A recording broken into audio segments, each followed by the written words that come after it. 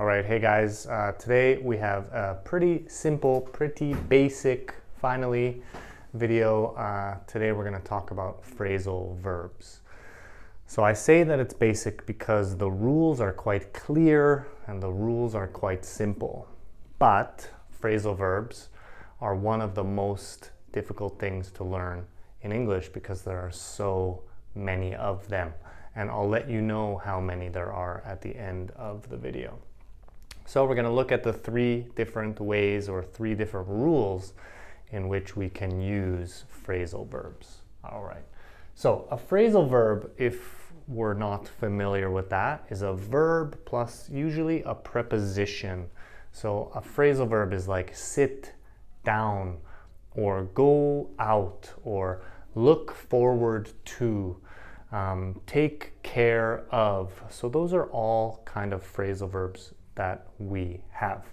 But today we're not talking about the different kinds of phrasal verbs. We're talking about how to use them. So here we go. All right, so there's some phrasal verbs that have no object. So what does that mean? Usually English has subject, verb, object, right? But in this case, these phrasal verbs or these verbs don't take any object. So here I have three examples: get up, be away, and come back. All right, get up, be away, and come back. These phrasal verbs have no object. So if I were to maybe use my green pen to circle the object, right, at 6 o'clock, that's not an object. So usually an object would go here, but these phrasal verbs take no object, right? So I get up at 6 o'clock means I wake up at 6 o'clock. I get up at 6 o'clock. I don't need to have any object with that phrasal verb. All right, I will be away for a few days. Again, there's no object here. Be away means not at home or not in my country. Okay, I will be away for a few days. Maybe that's a business trip or a holiday. I can tell you, hey, don't call me. I will be away for a few days. I'll call you when I get back. All right. Okay, and then what time are you coming back? Or when are you coming back? So maybe I will be away, and then maybe I can ask, oh, when are you coming back? When are you coming back? But I don't need to use an object. When are you coming back home? When are you coming back to Singapore? I don't need to use an object with these phrasal verbs. Now, the hard part about phrasal verbs is that there's no way we can tell. We just have to read more, watch more movies, and kind of look for these phrasal verbs and just think. Next time you're reading or next time you're doing your homework, think, does this phrasal verb have an object or not, right? And that will kind of help you to get through this, right? So I can try to put a link to a list in the comments below for you, but yeah, we'll get to that at the end of the video, how many phrasal verbs there are. All right, so the next one, so here's no object. Part 2 or type 2, we have an object, right?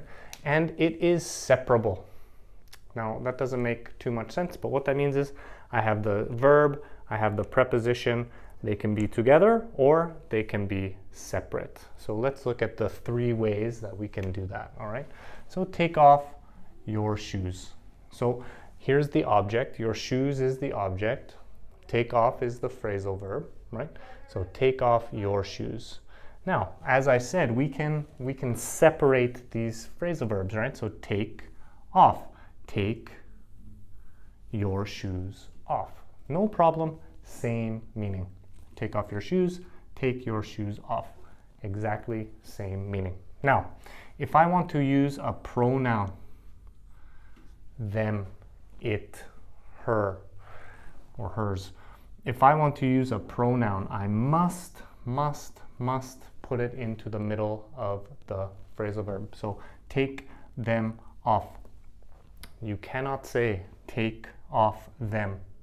We can't say that. So a lot of my students make this mistake. Matt, can you turn off it? No, right? Can you take off it? Or, oh, I'm going to pick up her.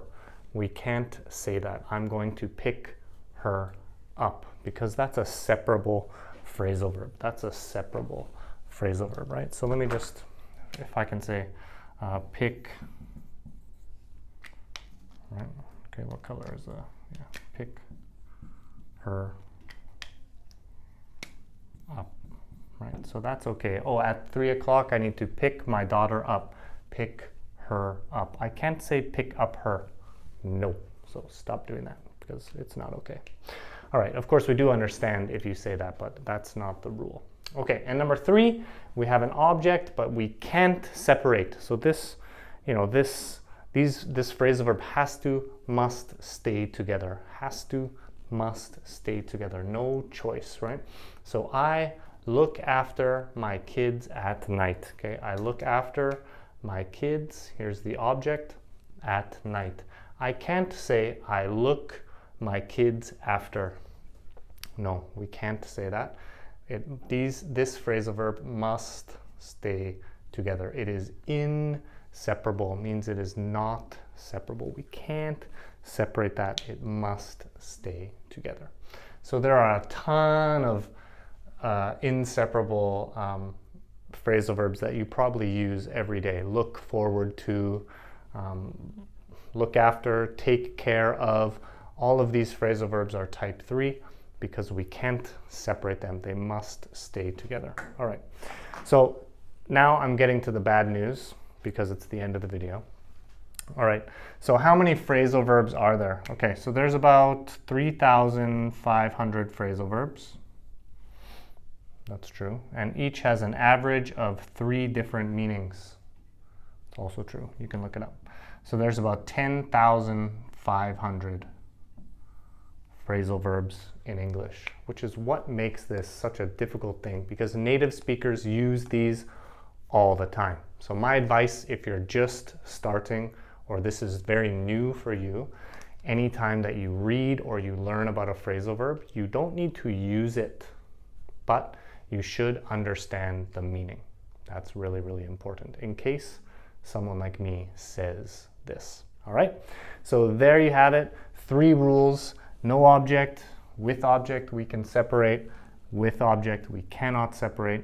And then 10,500 phrasal verbs. So if you have any questions or anything like that, please comment, like this video. And if you like this video, just subscribe. No harm in that. So thank you very much for watching, and I will see you in the next video.